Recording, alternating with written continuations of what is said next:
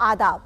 Income, savings, investment और digital economy पर based खास प्रोग्राम लेकर हाजिर हूं मैं, सोनिया सिंह। इस खास प्रोग्राम में आज बात म्यूचुअल फंड्स के लार्ज और मिड कैप फंड्स की। म्यूचुअल फंड एक तरह का कलेक्टिव इन्वेस्टमेंट होता है।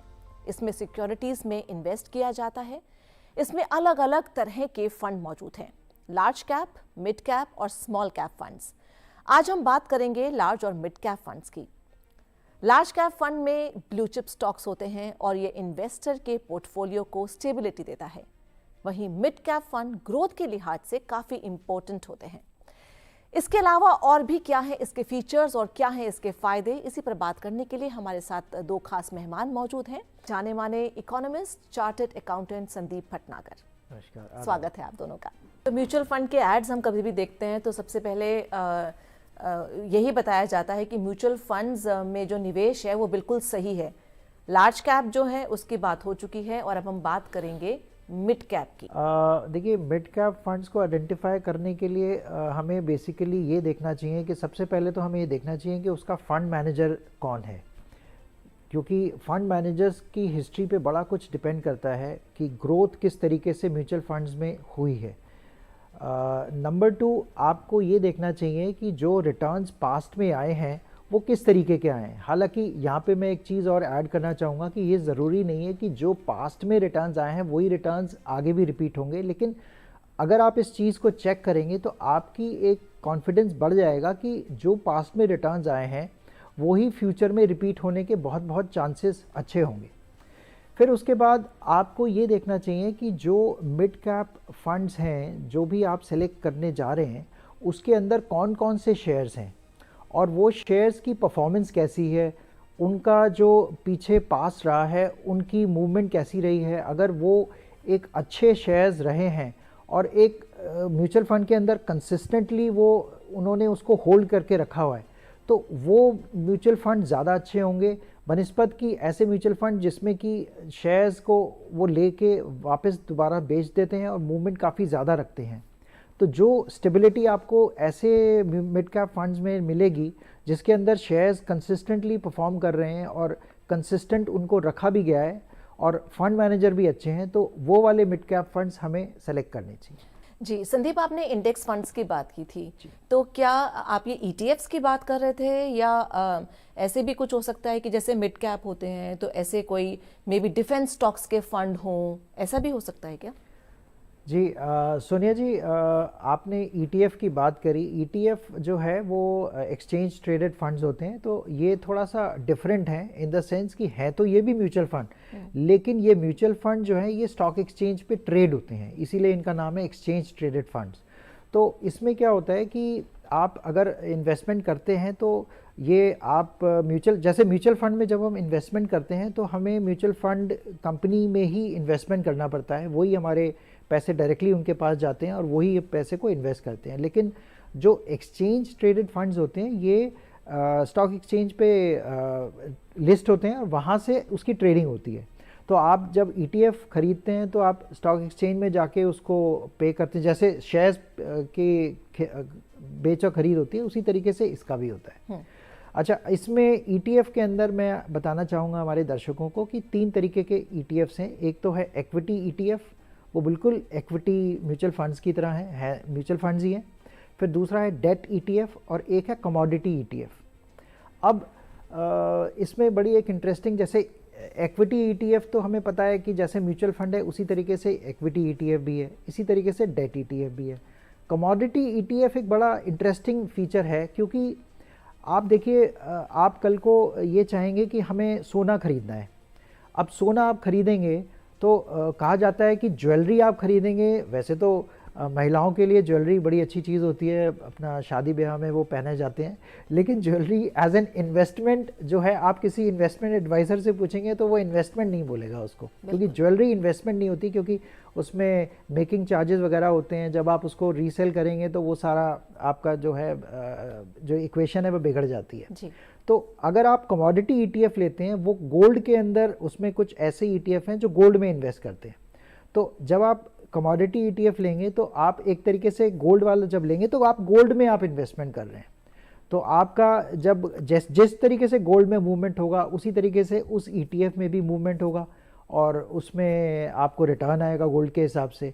तो एक तरीके से आप ज्वेलरी में ना इन्वेस्ट करके और आप गोल्ड में इन्वेस्टमेंट करना चाहते हैं तो आप गोल्ड ETF में जाके उसमें इन्वेस्टमेंट कर सकते हैं। जी संदीप, कोई ऑल वेदर पोर्टफोलियो भी होता होगा क्या म्यूचुअल फंड्स में?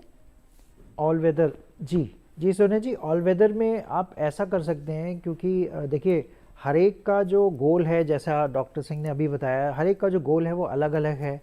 किसी को अपने बच्चों की एजुकेशन के लिए करना है, किसी को अपने बच्चों की शादी के लिए, या किसी को, कुछ लोग रिटायरमेंट प्लानिंग के हिसाब से भी करते हैं। तो जो ऑल वेदर इन्वेस्टमेंट की आपने बात करी, उसमें हम क्या करते हैं कि हम नॉर्मली इसके अंदर ना हम ये करते हैं कि लार्ज कैप में, स्मॉल कैप में, मिड कैप में आप उसको अपने जितना भी आपको इन्वेस्टमेंट करनी है आप उसमें उसको डिवाइड कर लें। आप कुछ पोर्शन लार्ज कैप में कर दें, कुछ मिड कैप में कर दें और कुछ स्मॉल कैप में कर दें।